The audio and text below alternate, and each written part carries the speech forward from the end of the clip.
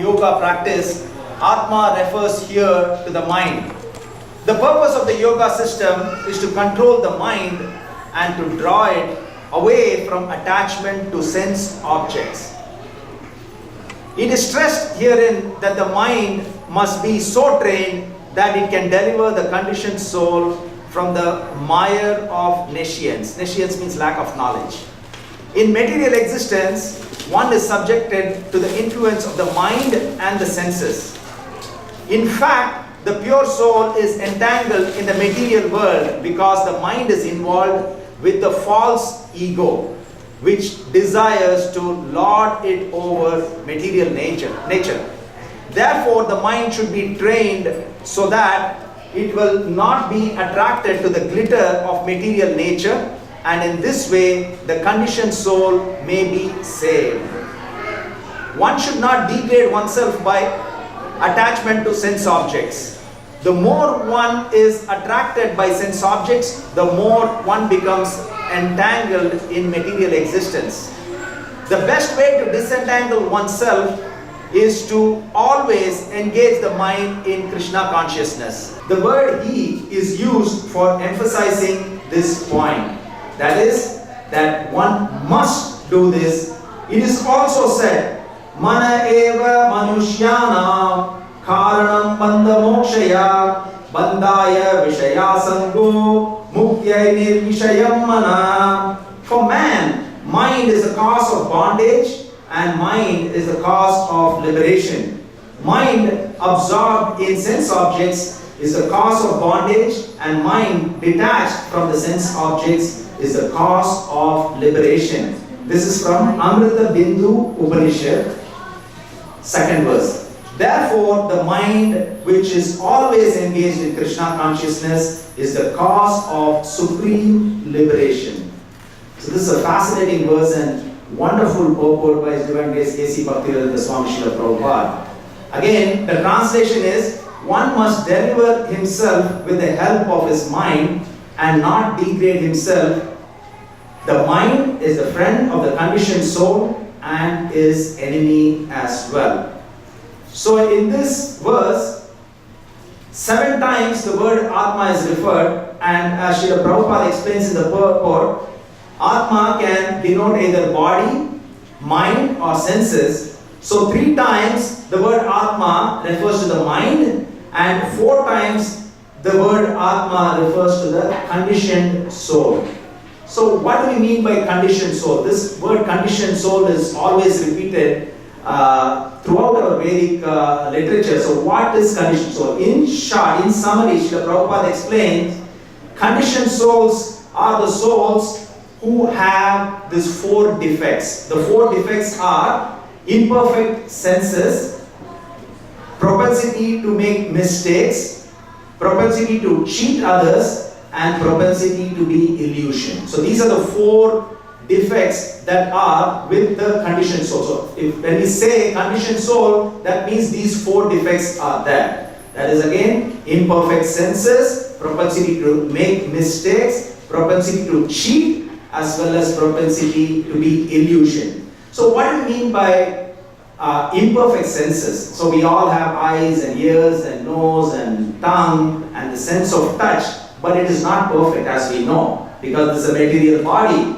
We cannot see what is going on in the other side of the wall. We cannot hear what is going on in the other side of the wall. We cannot see things that are too close to our eyes. If you keep a paper or this book, Bhagavad Gita, close to our eyes, we cannot see. If it is too far, we cannot read. So we have imperfect senses. And then propensity to cheat others, which is very obvious. That is what we see in conditioned souls. As well as we have the propensity to make mistakes. And also we have heard to err is human. So we all make mistakes. And propensity to be illusioned means that when we see something, we think it's something else. When we go to a desert, we see a mirage and it looks like water. We see a rope and we think it is a snake. But in the high level, we think that we are the body, but in the 2nd chapter of Bhagavad Gita, very early in the Bhagavad Gita, in the Science of Soul, Lord Krishna explains that we are not the body, but we are the soul. So when we are illusion means we think that we are the body and we don't know that we are the actual spirit soul. So these are the 4 defects that are inherent with a conditioned soul. So conditioned soul means one who always loves to enjoy through the material senses and not serve. So the conditioned soul is the word that is referred to here 4 times and as Atma, and Atma 3 times means the mind, as Srila Prabhupada explains. And Srila Prabhupada in the end of this wonderful purport quotes a wonderful verse from Amrita Bindu Upanishad. It's the second verse from there. And Amrita Bindu Upanishad is Shruti. Shruti means it's coming from the Supreme Personality of Godhead Himself, which was imparted to Lord Brahma. And Upanishad means sitting by the side of in one way, where you can hear the Acharya speak and the Sishyas actually listen to it and they learn, which is actually Shruti. So another meaning of Upanishad is also Vedanta. Vedanta. Anta means end. So end of Vedas, or the conclusion of Vedas. And this Anta word is very common in Sanskrit. Anta kale cha mameva. The 5th verse of the 8th chapter. At the end of one's life, when we think of Lord Krishna, we go back to Him. So here, this is Amrita Bindu Upanishad. There are more than 200 Upanishads, and Srila Prabhupada explains 108 are very prominent. And this particular Upanishad, it's only 22 verses. So you can do a Google search and you'll be able to find this Amrita Bindu Upanishad. Only 22 verses, and it deals with mind. It's fascinating Upanishad. And the second verse, as Srila Prabhupada quotes here, actually connects this Bhagavad Gita verse where Lord Krishna is explaining we have to deliver ourselves with the help of the mind and not degrade. And also the mind is a friend as well as enemy of the conditioned soul. Because here, in this particular Amrita Bindu Upanishad, it is said that the mind absorbed in sense objects is the cause of bondage, and the mind detached from the sense objects is the cause of liberation. And also in this wonderful Amrita Bindu Upanishad, I think it's the penultimate verse, I think 21st or 20th verse, it answers the question that many devotees may have. Why do we have so many Upanishads? Why do we have so many Shastric evidences and various Puranas? So the answer is given in this wonderful Amrita Bindu Upanishad. It is said that there are different cows. We have seen cows that are of different shapes. Cows are all different colors in different countries. But the milk that we get from all the cows is white in color. So similarly, in this Amrita Bindu Upanishad, it is said that even though there are many Vedas, many Upanishads, many Puranas, the knowledge that we get is the same, just like the milk that comes from different colored cows. And also in this Upanishad, it also says that butter is already there within milk. And milk needs to be churned so that we get the butter. Similarly,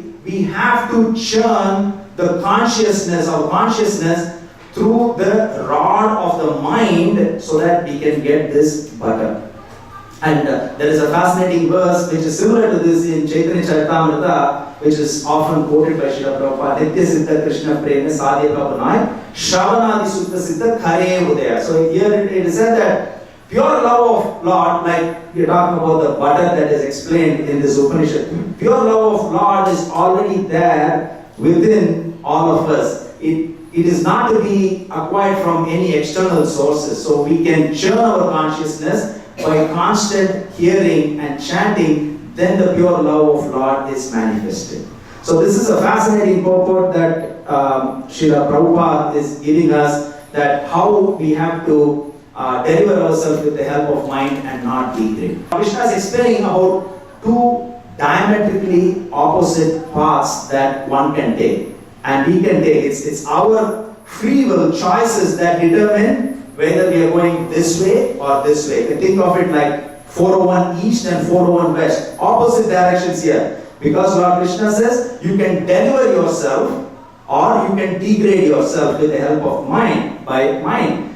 Now, what does it mean by deliver? Again, Srila Prabhupada has given wonderful explanation about delivering ourselves.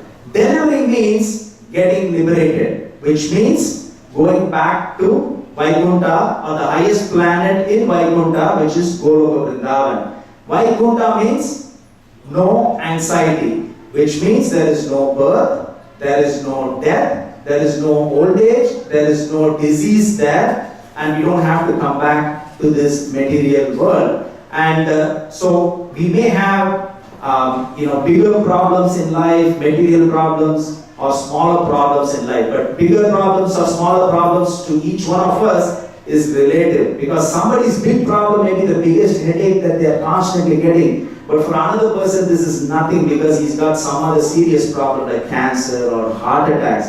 So problems or happiness are always relative to different people. But in spite of whatever bigger problems that somebody may have, or even trivial problems that somebody may have, like graying of hair or wrinkles, these may be trivial for some, but for some of the, say, younger girls, these are all big problems. So different living entities have different problems. But here in this verse, we can deliver means this permanent solution to all the problems. Big problems or small problems, it's all over. There is no more adhyatmika miseries, adi bhautika miseries, adi devika miseries. Adhyatmika miseries are all, some of the examples that we've already seen is miseries caused by our own body and mind, arthritis problem or different problems that we may have, and mind, the stress that all of us have to go through in this material world. So that is adhyatmika problems. Adhibhautika is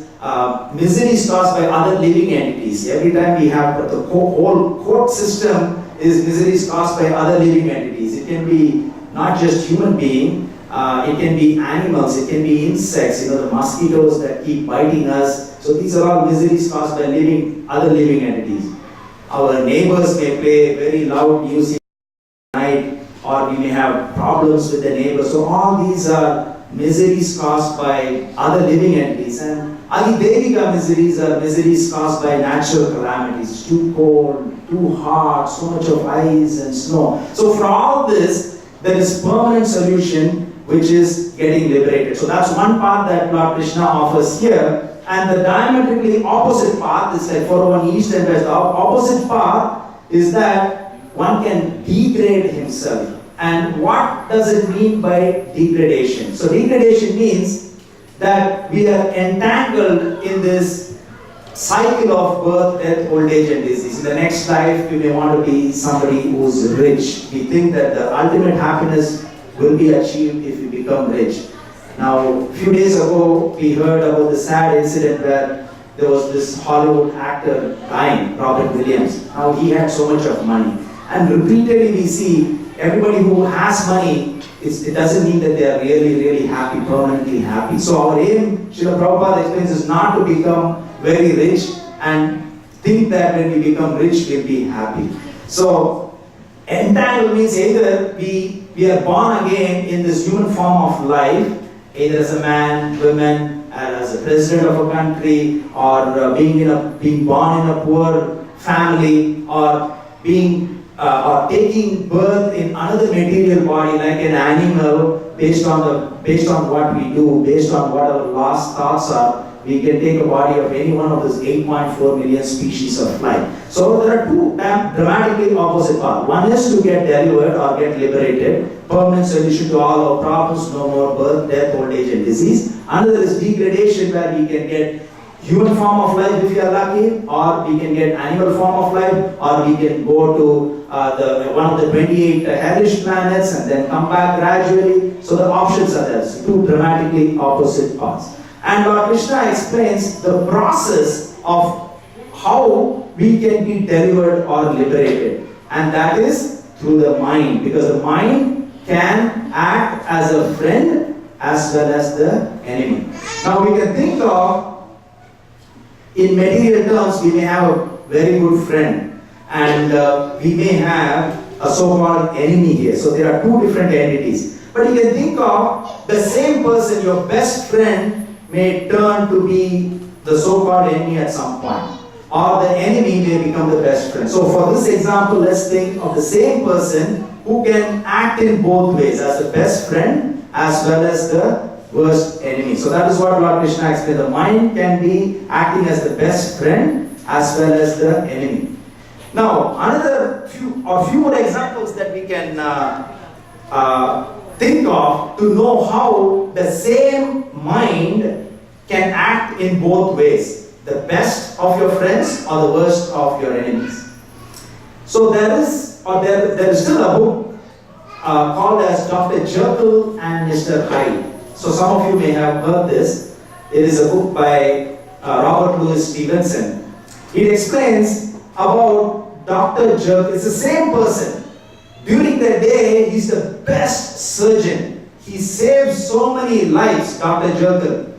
And in the night, the same person becomes Mr. Hyde, where he kills people. So during the day, he saves people. During the night, he kills people. It's a dual personality, opposite ends of morality. The morning he saves, and the night he kills. So to some extent, we can think of how the mind works. It can be the best friend or the worst enemy. And Srila Prabhupada gives wonderful analogies. You can think of a knife.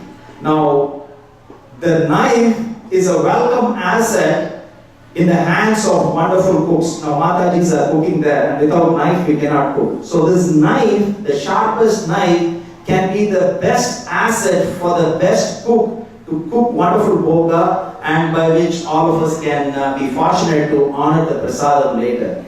Now the same knife in the hands of a murderer can be used to kill somebody. So the same knife can be used as the best friend or the worst enemy. Another example is the fire. Fire under controlled condition can be your best friend. Same thing in the kitchen. The Matajis are using the knife for good purpose. Similarly, the fire under control can be used to cook the best food. It can also be used to heat the rooms and cars. But the fire in the hands of a arsonist, the person who sets fire to houses, sets fire to forests. We've seen so many forest fires in California raging all the time. So difficult to put that forest fire unless there's a big shower that comes eventually and puts this forest fire. So the fire is also, the same fire can be used for constructive purpose or for destructive purpose. Many examples, we can go on now. How about an aeroplane? With an aeroplane, we can go to the holy Dham. Now, month of Kartik is coming, so many of us will be going to Vrindavan Dham, Mayapur, Jagannath Puri. So the aeroplane can be used for the best of purposes. Now, 9/11, we heard this, the two aeroplanes were used for worse purposes as well. So the same aeroplane can be used for two purposes.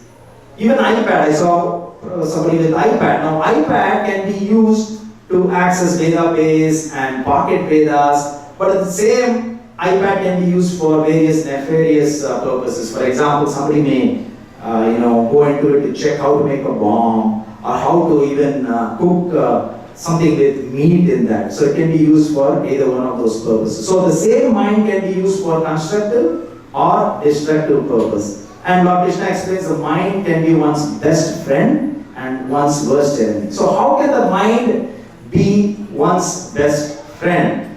So mind, as we read from this Amrita Bindu Upanishad, when the mind is conquered, when the mind is controlled, or when the mind is converted, then it's the best of friend. So how can the mind be conquered or controlled or converted? Because there is always desires in all our mind. Now, when we change the track of that, as Srila Prabhupada explains, when we get higher taste, param driskva nivartate, when we get this higher taste, then we don't have fascination for the lower taste that we are used to, which is material in nature. You can think of the lollipops and the small toffees and chocolates that most of us grew up with. We were so fascinated and attracted with those lollipops and chocolates. But now, even when the lollipops and chocolates are offered, it's not that we're controlling ourselves. Oh, so tempting, but let me control myself. No, we don't even have fascination for those lollipops because we got a higher taste. And again, it's related to some of us like gulab jamun, which is offered. So when we have a gulab jamun, why would we go after this lollipop? And some of our kids, when they are little kids, they get the remote in their hand and they're banging it on the table. And we want to get the remote from the hand of the baby, and the little child is not giving it. And suddenly you show a remote control helicopter, this helicopter is flying in the room. And then the baby is now getting a higher taste. Now the baby is not, or the little boy is not worried about the remote, and he will not hit on the table anymore, so he can get the remote. You can also think of the dial-up internet that we were all used to growing up with. Once you're used to this high-speed Wi-Fi, we won't have this fascination for this dial-up. So once we get this higher taste, then we will not be fascinated by this so-called lower taste. So the desires are always there. So Srila Prabhupada explained that we just need to channel the desires so that we have this higher taste. And how do we get this higher taste? Is through intelligence. And what is intelligence? Is what we get through Guru, Sadhu, and Shastra. So Guru is the instructions of the spiritual master, Sadhu is the association of all the devotees and great Vaishnavas, and Shastra is the instructions that we get from these transcendental books like Bhagavad Gita, Srimad Bhagavatam, Chaitanya Charitamrita. So the mind is a friend when the mind is conquered, when the mind is controlled, and when the mind is converted. And the mind is the worst enemy according to Srila Prabhupada and the Vedic literatures. If the mind is not controlled, conquered, and if it's not converted, it's the worst enemy. When it is pulled by the senses, when the mind is controlled by the senses, the mind is the worst of all enemies. And Srila Prabhupada also explains about Go, Dasa, and Goswami. So Go means it can refer to the senses as well as to the cows. So in this case, Goswami, we say 6 Goswamis. We say, when we hear the word Goswami, Goswami means one who has controlled the senses. So when we say Goswami, the 6 Goswami means they have controlled the senses. And Godasa, Dasa means servant. All our initiated names are Ananda, Gauranga Das. And so Das means we are the servant. So Godasa means servant of the senses. That means the mind is controlled by the senses. And Rishikesha means is the master or controller of all our senses. Sarvopadi vinirmuktam tatparatvena nirmalam Rishikena Rishikesha Sevanam Bhakti Uchyate. So this means that when bhakti or devotional service means engaging all our senses in pleasing the Supreme Personality of Godhead, who is the master of all senses. And when our mind is engaged in pleasing the Supreme Personality of Godhead, then there are 2 byproducts. One is all these material designations, we are freed from the material designations, and also the senses are purified. So we heard about mind and intelligence. So mind is the best friend when it is controlled by the intelligence or the knowledge coming from the spiritual intelligence, and that is Guru, Sadhu, and Shastra. So what's the difference between mind and intelligence? So this is a common question that many devotees have. What is mind? What is intelligence? So for this we need to go to the 7th chapter of Bhagavad Gita, the 4th and the 5th verse. I'm giving some references because you can go home and read the wonderful purport by Srila Prabhupada to understand further. So 7th chapter verses 4th and 5th, Lord Krishna explains about 8 separated material energies. And out of the 8 separated material energies, 5 are gross material energies and 3 are subtle material energies. The gross material energies, separated material energies are earth, water, fire, air, intelligence. And the 3 subtle separated material energies are mind, intelligence, and false ego. So as we progress towards the subtler part of these 8 material energies, it's easier to control the grosser energies. So for example, you can think of in a broad way, when we say earth, water, fire, air, ether, so our body is made up of earth, water, fire, air, ether. So you can think of the hair, the flesh, the skin, the bones, all of them are earth. Water is the blood and saliva that we have.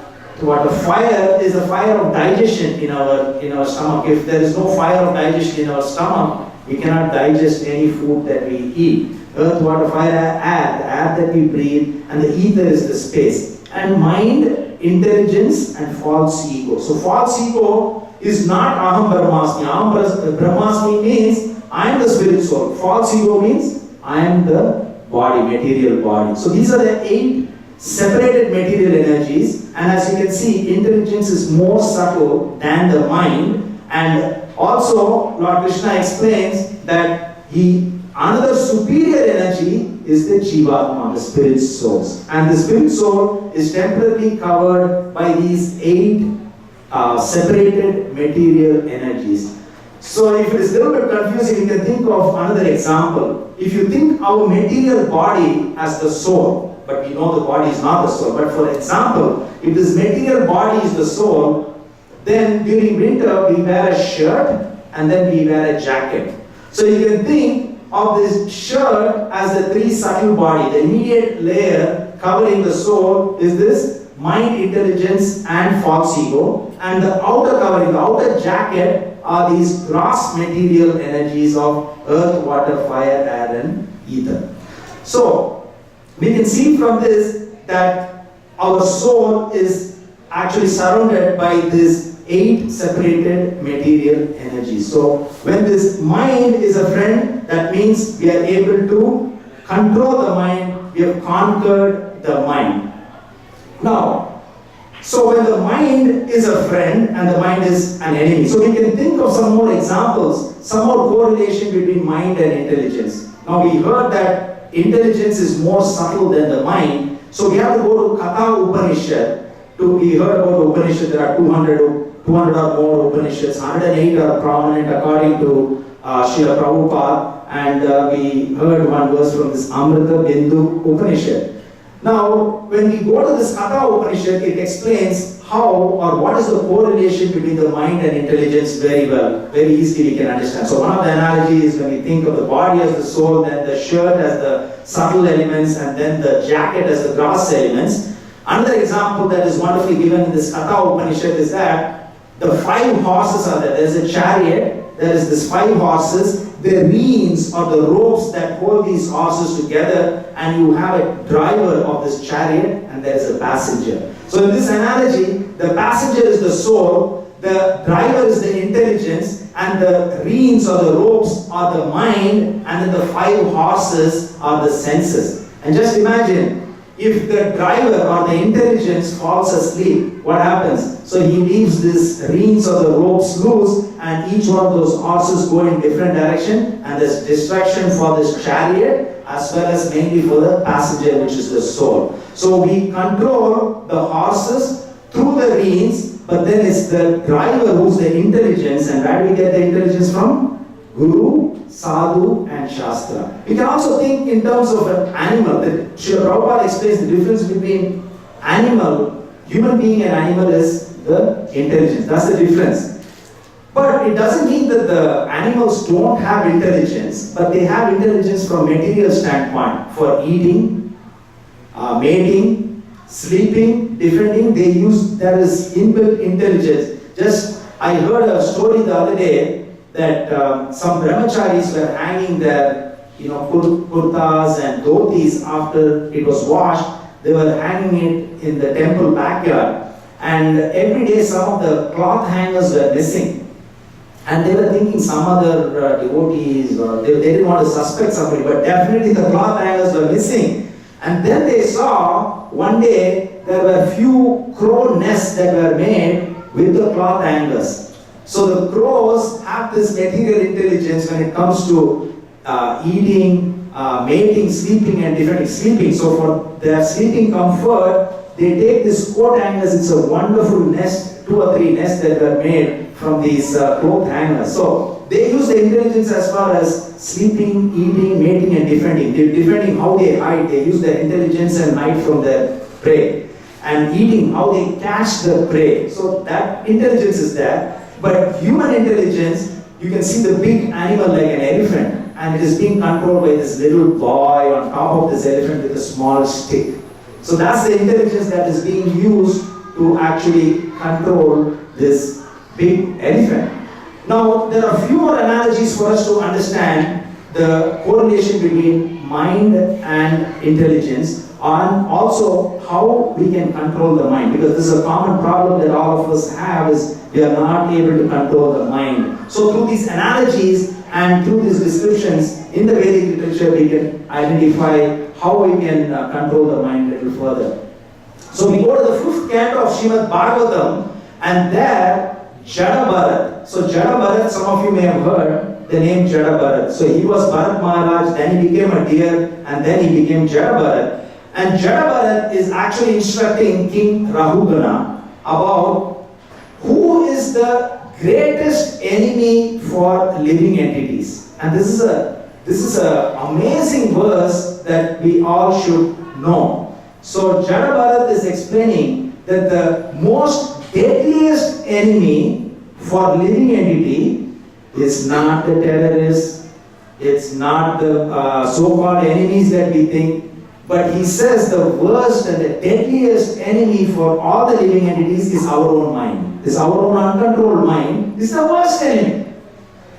And Jada Bharat is explaining to King Rahugana, and then he just does not give you who's your enemy. He's giving us the weapons to combat this enemy. And what is the weapon? The weapon that is given by Jada Bharat to combat this deadliest enemy is service to the lotus feet of the spiritual master, service to the Supreme Personality of Godhead through these 9 forms of devotional service: Shravanam, Kirtanam, Vishnu Smaranam, Padasevanam, Archanam, Mandanam, Dasyam, Sakyam, Atma Nivedanam. So, worst enemy is our own mind. It's not any other group of bad people that we think terrorists, they are the worst enemies. No. And in the 5th canto, Jada Bharat is also explaining to King Rahugana again, as well as Lord Rishabdev. Lord Rishabdev, in the 5th canto, we read that Lord Rishabdev is an incarnation of the Supreme Personality of Godhead. He had 100 sons, and his eldest son is Bharat Maharaj. And here, almost the same information is given by both these great personalities. One is the Supreme Personality of Godhead, and other is Jada Bharat. And they compare mind as the uncontrolled wild animal. So the mind is the uncontrolled wild animal. Now, we don't worry too much about these wild animals when we are living in the city. Now, I live close to the zoo, Toronto Zoo. I live close to Pickering. I haven't seen wild animals, but we see some deer running here and there. Now, just imagine if there is a cheetah or a deadly cobra or python that comes close to our house. So it's a wild animal or reptile that can cause harm to us. So what do? We call this Canadian Wildlife Authority or City of Toronto, not so much the pest control, because this is wild animal, much more than pest. So you call them, and then they capture and they go away. This wild animal is taken away.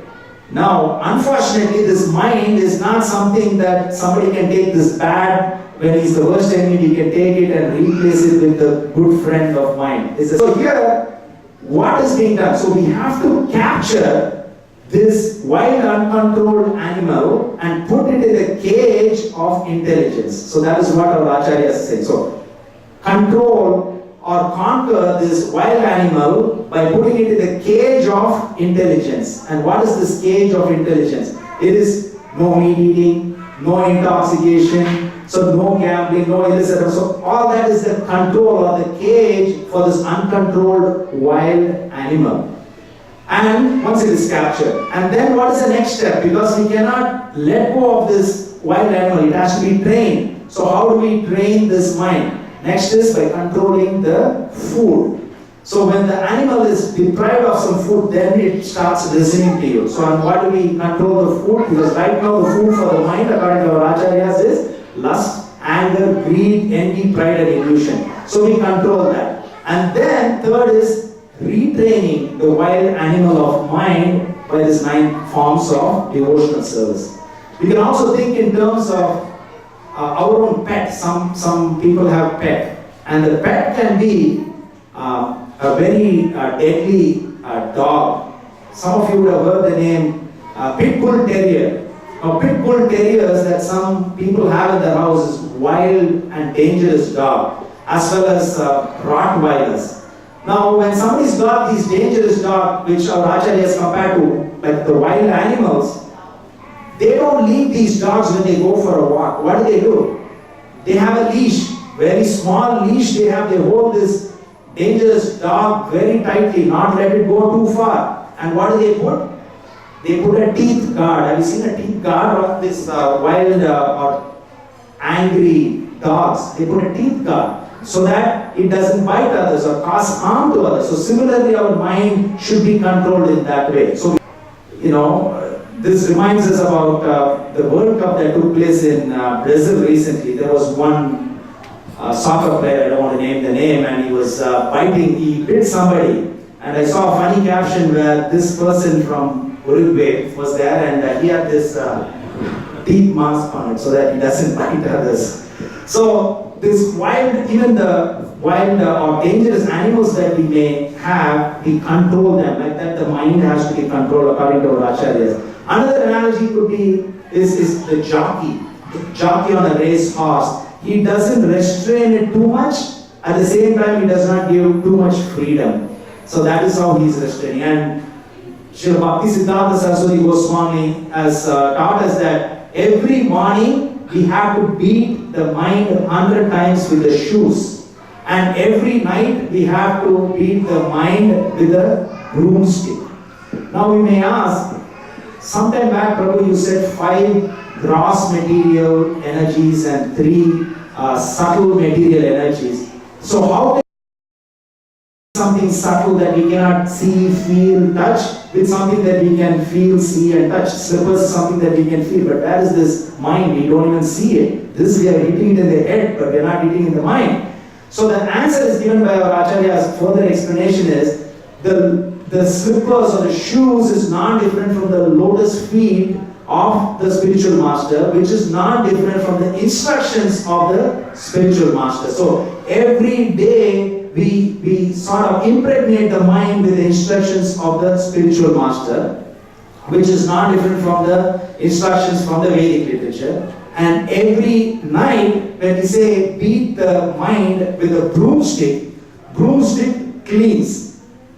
And what does the Hare Krishna Mahamantra do? Cheto Darpana Marjanam Mahadavaki Nirvapanam. So here the Hare Krishna Mahamantra cleanses the dirt, the subtle dirt, whatever soap that we take bath in, all this subtle dirt that does not go away. Lust, anger, greed, envy, pride and illusion. Only by chanting it goes away. So here, when Bhaktisiddhanta Saraswati Goswami Maharaj is explaining that we have to beat the mind 100 times with the broom that means by chanting this Hare Krishna Mahamantra, we cleanse our heart of all these anarthas. And it is also said that we cannot put faith in this captured animal. So now the mind is something that has been captured in this cage of intelligence. Now can we put faith on this cobra that is inside the cage, or a cheetah that has been captured by these wildlife authorities? The cheetah, the cobra is saying, my dear Prabhu, Mataji, I've been captured here, but I would like to offer my sincere obeisances to your lotus feet. Please open the cage for me. We can never do that because either it will run away or it will come and harm us. So we do not put faith, according to Lord Rishabdev, do not put faith on this controlled mind. And there is a fascinating anecdote actually that was quoted by His Holiness Radhanath Swami. This is which had happened that most of us know, who are old enough to know, on December 7th, 1971. Does it ring a bell that day? So that's the day when Japanese came and bombed Pearl Harbor. So we're talking about how we cannot have faith, put faith or be overconfident on our enemy, in this case the mind which is uncontrolled. So what had happened here is, if you turn back the clock to 1971, where Americans Even that time and even now, they're one of the superpowers. They have the best army and navy and air force. And at that time, they had this information that Japan and the German allies are going to come and bomb American warships. But they were so overconfident, they underestimated their enemy and they all went to sleep. And all their ships from which the aeroplanes can be launched were all sort of parked in the same area. December 7, what happened 1971? 353 aeroplanes, bombers, torpedoes came in 2 installments and bombed 30 ships, warships of United States. And 345, you do a research in this fascinating numbers there, 345 aircrafts of United States were destroyed, including 30 warships. The aircraft carriers were destroyed. 2,500 US personnel died and over 2,000 critically injured.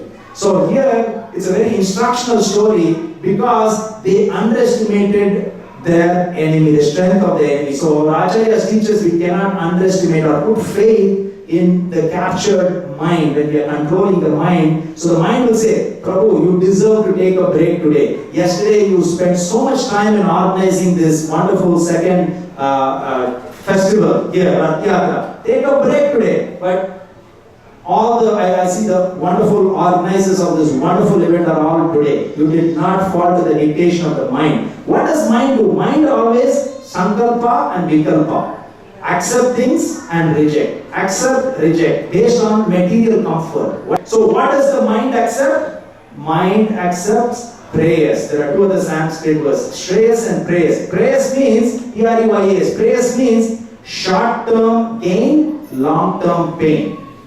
You know, I take DDP and then when I'm about to take 401, there's collector and express. Every time I see collector is so very less cars when I try to take. But when you go, in about a minute, there is big backlog of cars. Whereas in 401 Express, little bit looks like there's more cars, but then when you take that, it's free flowing after that. So short-term gain, long-term pain is this prayers. And this mind always Shankalpa, it accepts what is praise, what is comfortable right now. Mind is always accepting and rejecting. That's why it's very disturbed. Its mind is always restless because it's hankering for something, that means wanting something, and lamenting for something that is not there. Oh, I bought a new car, there is a scratch in the car, oh, lamentation. I need a newer car. So mind always does things that are material. Whereas intelligence is the discriminating factor, careful judge. And again, how do we get intelligence?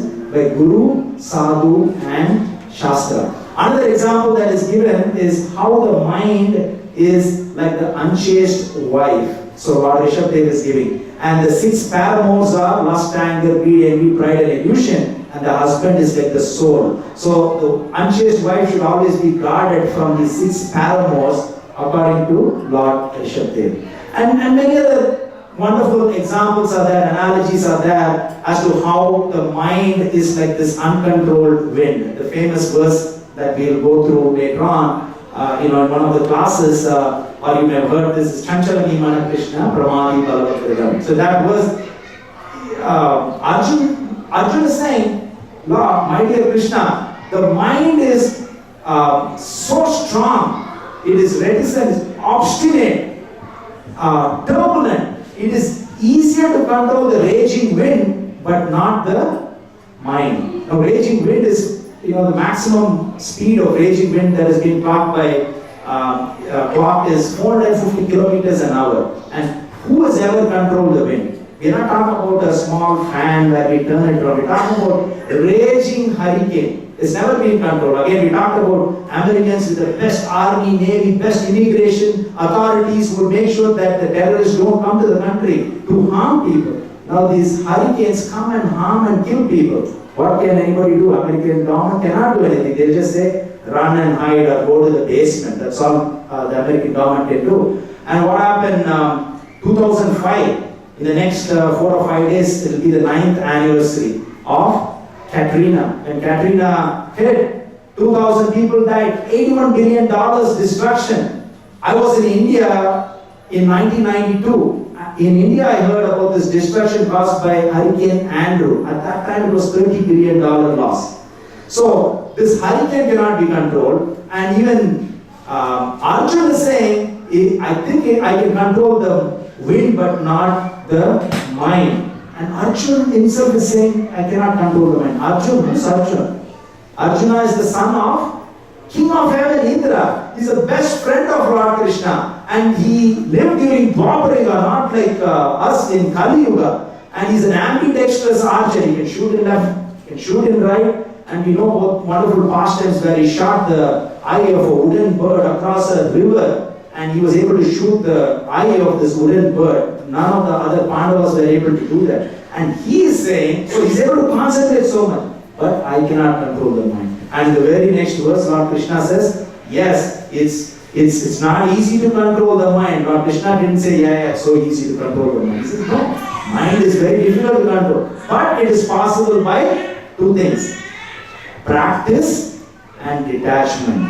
Abhyasa and vairagya. So practicing is 9 forms of devotional service. And detachment is detachment from the sense objects.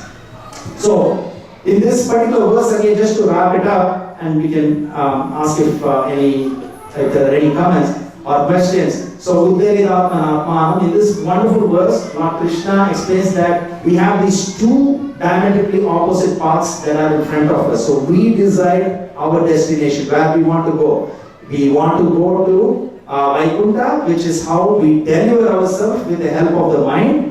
But we also have this option of degrading ourselves with the help of the mind. And the mind is the friend as well as the enemy of the conditioned soul. And conditioned souls are living entities or human beings who have these 4 defects. That is, imperfect senses, propensity to cheat, propensity to make mistakes, and propensity to be illusion. And Srila Prabhupada has taught us that the easiest way to control our mind is by chanting this Hare Krishna Mahamantra. Hare Krishna, Krishna Krishna, Hare Hare, Hare Rama, Rama, Hare Hare.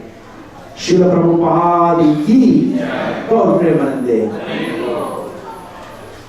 So if there are any questions for next couple of minutes, we can take some questions or comments on this important topic of mind and how we can control the mind and how the mind is the best friend as well as the worst enemy. You have a question? Yes.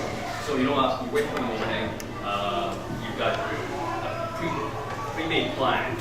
But then during the day, somehow that plan is changed, altered. Can you kind of maybe elaborate a little bit on that? So to repeat the question and to make sure that I understand, so we do have a plan for the day, and then during the course of the day, the plan changes.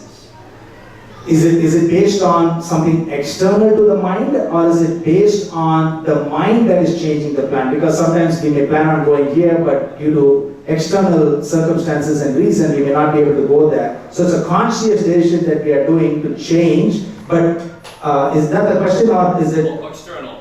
Mm-hmm. Because let's say you made an event happen, but then all of a sudden there's a challenge during the day that takes place that prevents you from attaining that plan that you made in the morning. What causes that, and if you can just put some light onto that.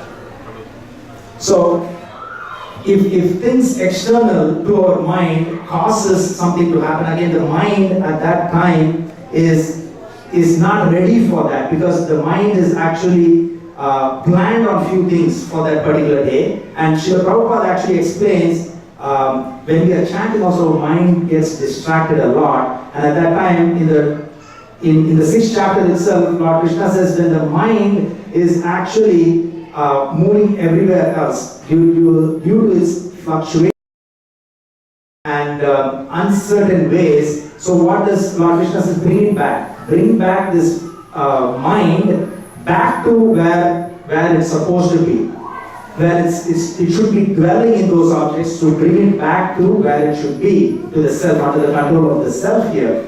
Now, this, for example, when we are chanting, I'll come to that question. So when we are chanting, Srila Prabhupada explains our mind goes away. It's distracted and it goes miles away, and we are chanting the Hare Krishna Maha Mantra like a background music, but our mind is in so many places. So, based on this instruction by Lord Krishna, Srila Prabhupada explains that when we are chanting, the mind goes miles away, because we heard the speed of the wind is 450 kilometers an hour. What is the speed of the mind?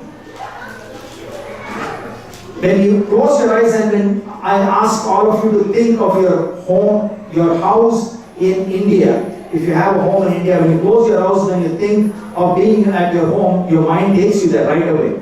So, mind goes everywhere. So, Srila Prabhupada has explained, when the mind drifts away, maybe we'll catch that drifted mind after 20 minutes. Now, how you're progressing in Krishna consciousness is when you catch that mind in 15 minutes. That is drifted away. In 10 minutes, 5 minutes. The faster you get to know that the mind is distracted, you bring it back, you bring it back, you bring it back, then we'll have the mind under control so that it's not drifting away for a long period of time. So in the morning when we write down series of events for that day, and when we are not able to achieve, so it depends on what we are doing. Is it spiritual? It is material. It depends on what we are trying to achieve here. If it is spiritual aim that we had set for ourselves there, we can always, sometimes it happens that we are unable to chant the way that we wanted, unable to chant the number of rounds that we want, but during exigencies when we are not well, then we have to compensate the next day. So what are the methods of bringing the mind back? Sorry? The methods of bringing back the mind. So the earlier we are able to catch the drifting mind, because based on the instructions of Lord Rishabdev, based on the instructions of Jadabharat, that we have to always be conscious of the mind, because the mind is our worst enemy if it is uncontrolled. So we always have to think in terms of, okay, we have to be cautious of this enemy, the cheetah or the leopard or this cobra that is being captured and kept there. We have to always keep an eye. So this mind is always drifting out, even when we are performing these 9 forms of devotional service. So we always become, not that we are meditating on the mind, we are hearing the holy names of the Lord, but we have to be conscious that we bring back this mind that can easily drift away and catch it earlier, bring it back. Lord Krishna says it's difficult, but by practice and detachment we can do that. But bring this drifting mind faster and closer. And how we can control the mind is by Rupa Goswami's instruction. Tunde Tandavani Ratim Vitarute, Tundavali Labde, Karma Krodha Karamini Gadete Sarvabhe Deskriyam, Cheta Prana Sangini Vijayate Sarva Niyata Kritam, No Jane Janita Kyabdi Ramrite Krishneti Vadna Dvai. So here Rupa Goswami is saying, the easiest way, I do not know how much nectar there is in these 2 syllables Krishna. When the holy name of Krishna is chanted, we need or we desire many years. When the holy names of Krishna is chanted, we need many millions of mouths. When that holy name enters the courtyard of the heart, what happens? So we talk about controlling the mind. When that holy name enters into the courtyard of the heart, then it conquers the activities of the mind, therefore the senses become inert. So the easiest way, according to our acharyas, we heard who's Goswami, the easiest way to control our mind is by not just chanting this. Even if we chant the name of Krishna, there's so much of nectar, but by the mercy of Chaitanya Mahaprabhu, we have been given this Hare Krishna Maha Mantra, where this name Krishna is repeated so often in this Hare Krishna Maha Mantra for us. So when we chant that, that subconsciously, subliminally controls our mind. Hare Krishna. Yes, Prabhu, you were mentioning about the 5 gross elements. I just know what's the difference between air and ether? So air is the air that is within our body. An example is the breathing part. Ether is space. Without space, nothing can exist in this material world. When we talk about space, there is space within our body. There is space outside. So ether is the space that is there for this material existence. It's one of those gross elements. So you can think of the space within our body as well as everywhere. Hare Krishna. Yes. Yeah, one last question. Prabhu, do we have time? That's fine, one more, yeah. One more question, yes.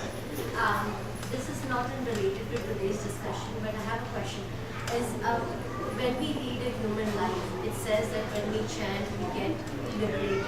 realization, right? There is also in Gita it says that a human form, in order to achieve a human form, you have to have the 840,000 species, then you get a human form. So what happens with a layman like me who might not be liberated? Do they have to go through the 840,000 species to get a human life again? Okay, so just to repeat this question. So I'll repeat the question. So the question is, we have a human form of life, but the Vedic literature also says that one has to go through this 8.4 billion species of life to get this human form of life. For somebody who's not aware of it, and in the next life, do they have to go through this 8.4 billion species of life? Is that right? Okay, so this 8.4 billion species of life comes from Padma Puran. So there is a good breakage that is given 900,000 species of aquatics that lives in water.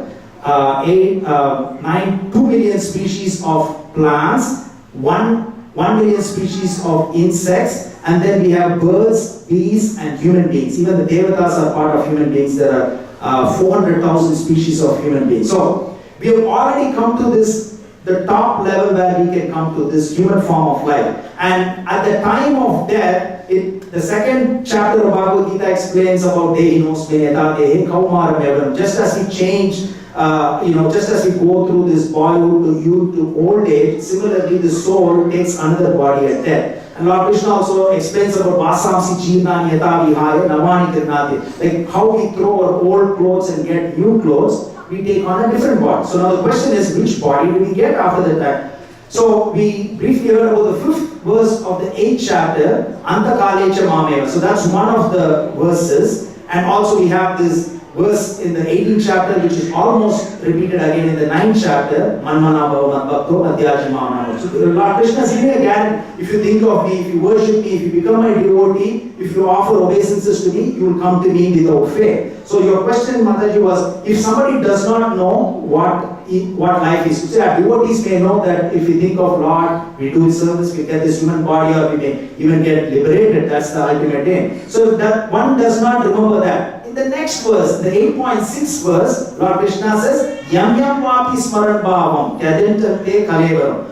Whatever state of being that you think, that state you will achieve in the next life. Lord Krishna, Srila Prabhupada explains in so many wonderful ways. If somebody loves to sleep a lot, they will get the body of a bear. If somebody likes to eat meat, they will get the body of a tiger. If somebody likes to not have dress and expose themselves, they'll get the body of a tree, because that is also part of this 8.4 billion species of life.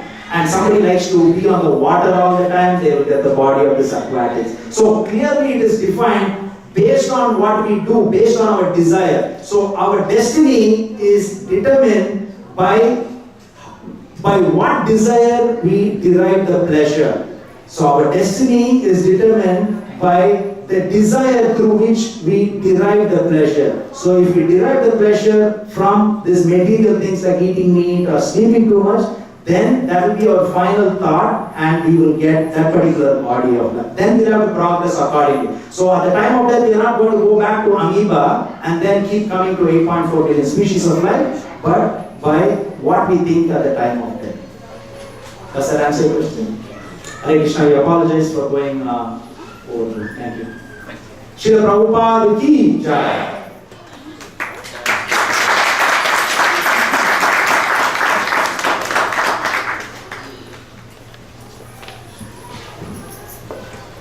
Hare Krishna, everybody. Let us put our hands together for His Grace, Ananda Gauranga Prabhu, please.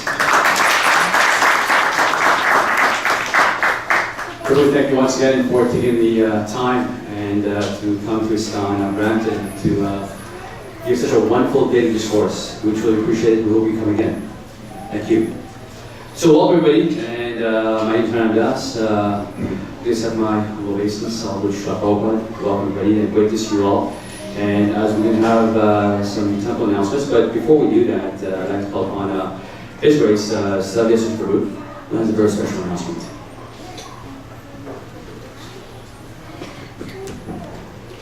Thank you, Prabhuji. Hare Krishna. Hare Krishna. Let's try that again. Hare Krishna. Hare Krishna. Much better. Hare Krishna. Hare Krishna. Krishna Krishna. Hare Hare. Hare Rama. Hare Rama. Rama Rama. Hare Hare. Please accept my humble obeisance as always to Srila Prabhupada. Thank you so much.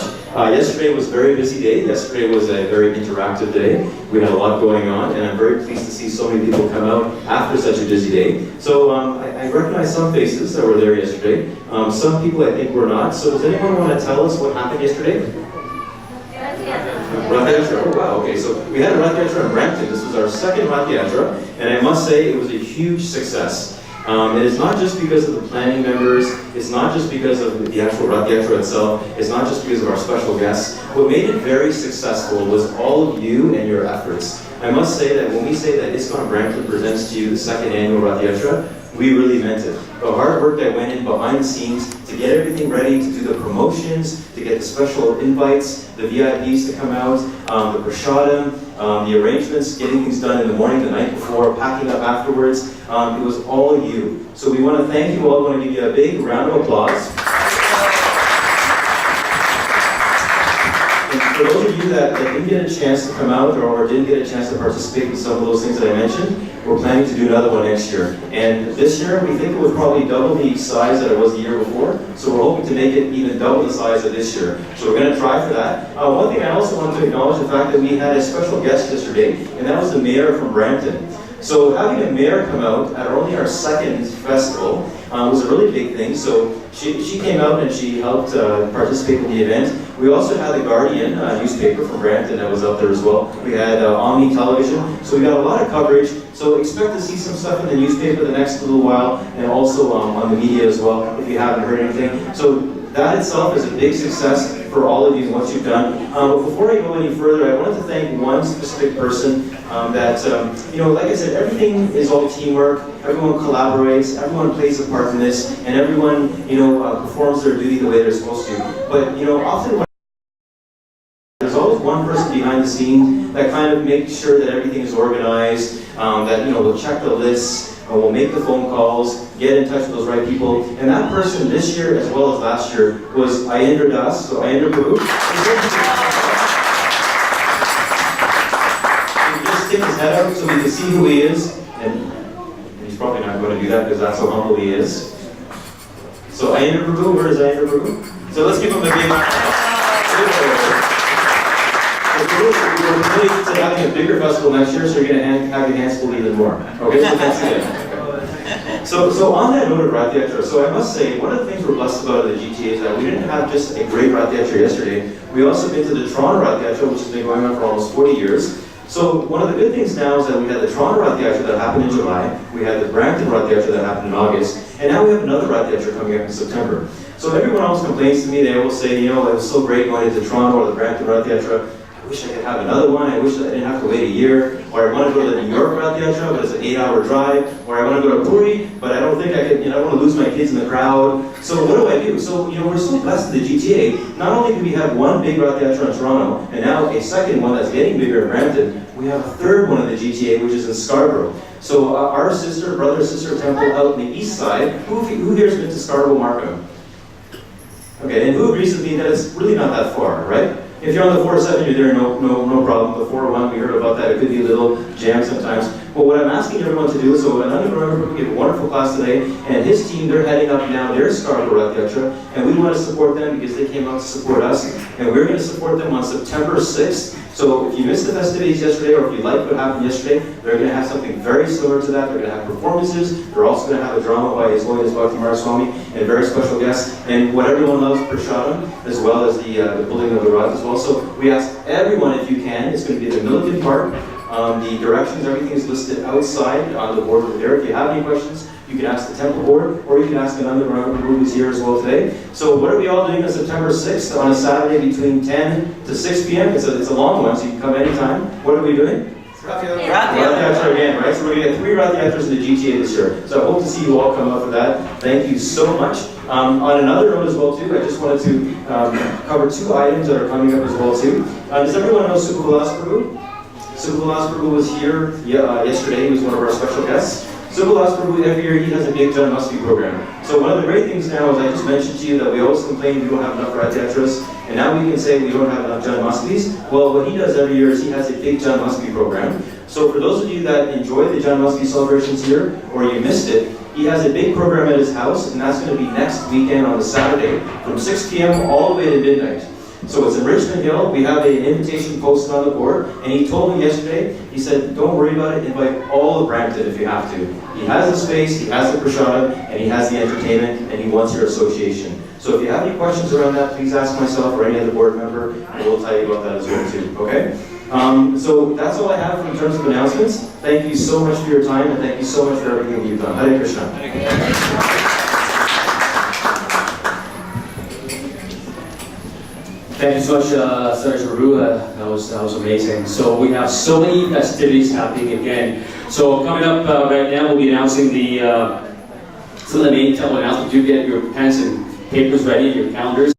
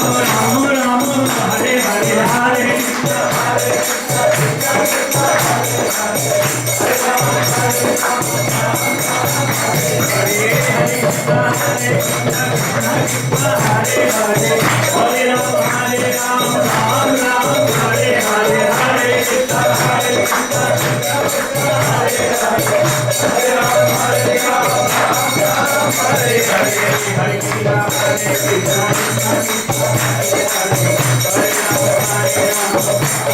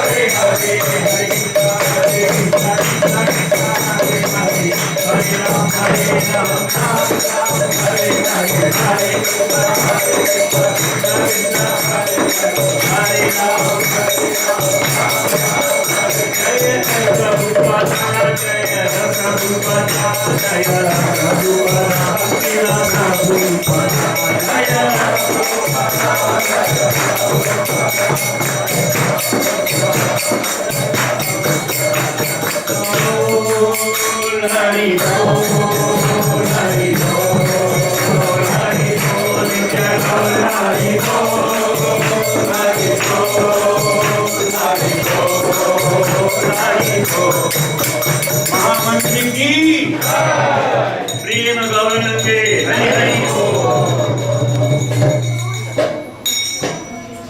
जय श्री राधा गिरिधारी की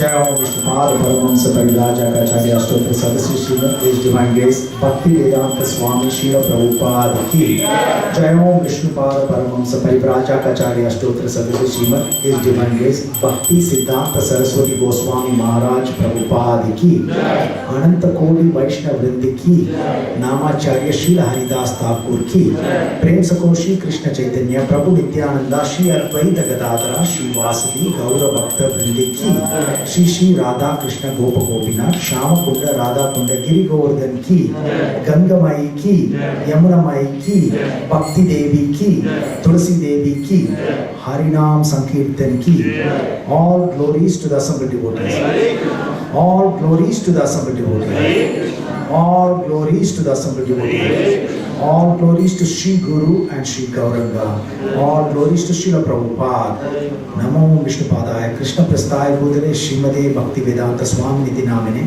Namaste Saraswati Deve Gauravani Pracharine Nirvishesha Sunyavadi Paschata Dasatarine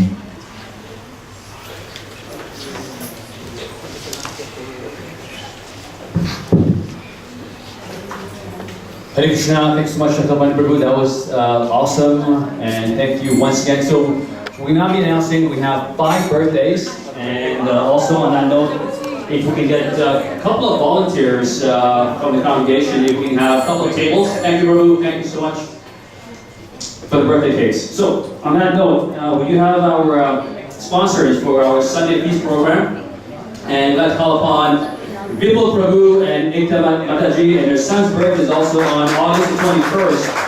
We'll be celebrating that as well. And please come on up, please. We have a gift for you, Prabhu and Mataji. Please come on up.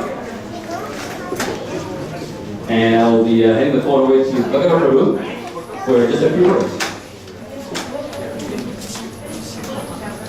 Thank you very much. Thank you. Thank you, Prabhu. And also, as I mentioned, it's the son's Kanaya's birthday, which was on the 21st of August. We have a cake for you. Oh, he's sleeping. Oh yeah, he slept now. Okay. Thank you so much, Prabhu. Thank you so much for attention. Thank you. Yes. Yep. And we also have the other 4 birthdays, and that's Kingsley Prabhu's birthday, Vaishnava Prabhu's birthday, which took place on all 3 birthdays, and which took place on August the 23rd. And also Rajeshwar Prabhu's birthday as well. Okay, they're not here, but Kingsley Prabhu is here. And also we want to also celebrate Savya Sachin Prabhu's birthday. And that was on August the 20th. So can we have all the birthday people come on up, please? Thank you, Hare Krishna. And if I can humbly request Tejas Prabhu, or because he does it so well, to sing the happy birthday, please.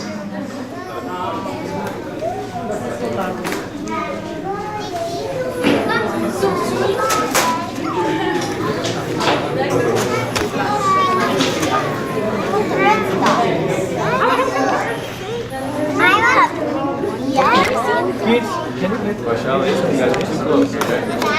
I'm just doing like this.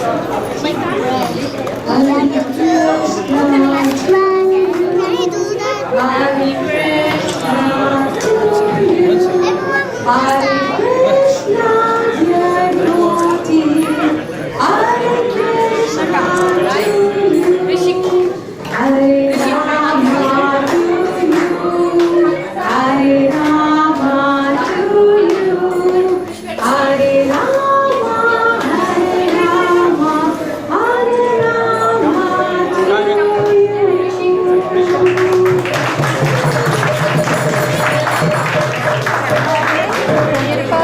Once a year. Thank you, Hare Krishna. Thank you. इसका वो एक card पकड़ो इसका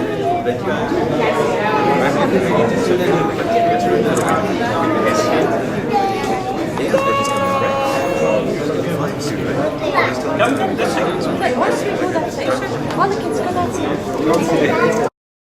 Happy birthday! Who's happy birthday? Radhika. Baby! That's the baby! And you too. And giant.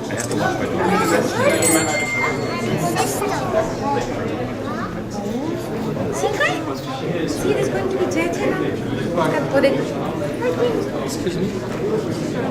All the kids will blow the candle because the baby can. At the count of 3?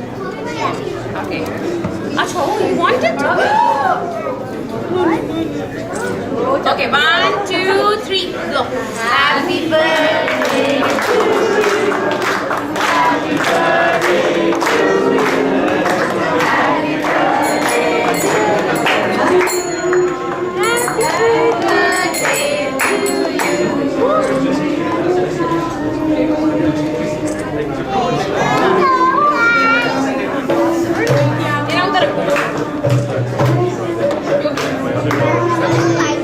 Icing? Okay, that's fine. I'll pick up the... Yeah, yeah. We'll put it down.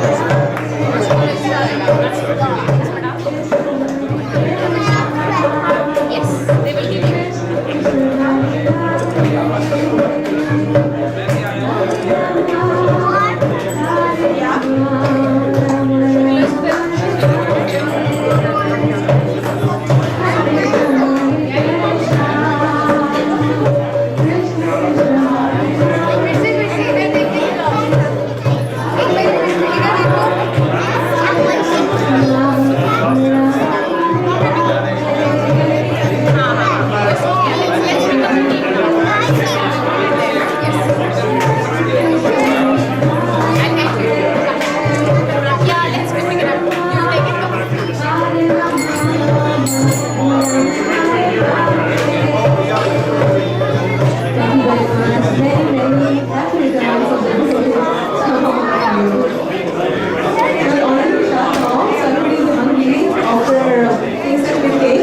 So that's all Prashad. Mahaprashade Govinde. Namo Brahmi Vaishnave. Prabhupada Rajan. Vishwasudeva Jayate. Sharirya Vishnacha. Jyotirya Dharmakar. Shri Hari Vishwaya Sadhare.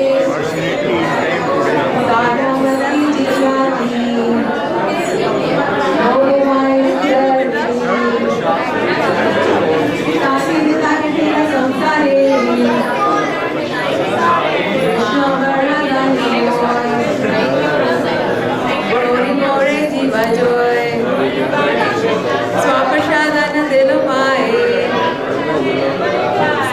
फल पाओ राधा कृष्ण गुण गाओ प्रेम रंग नहीं गाए प्रेम माही जल खाए जय श्री कृष्ण चैतन्य प्रभु नित्यानंद श्री अद्वैत राधाराम शिवासादि गौरभक्तवृंद हरे कृष्णा कृष्णा कृष्णा हरे हरे हरे राम राम राम हरे हरे। आप शांति जय प्रभुपाद की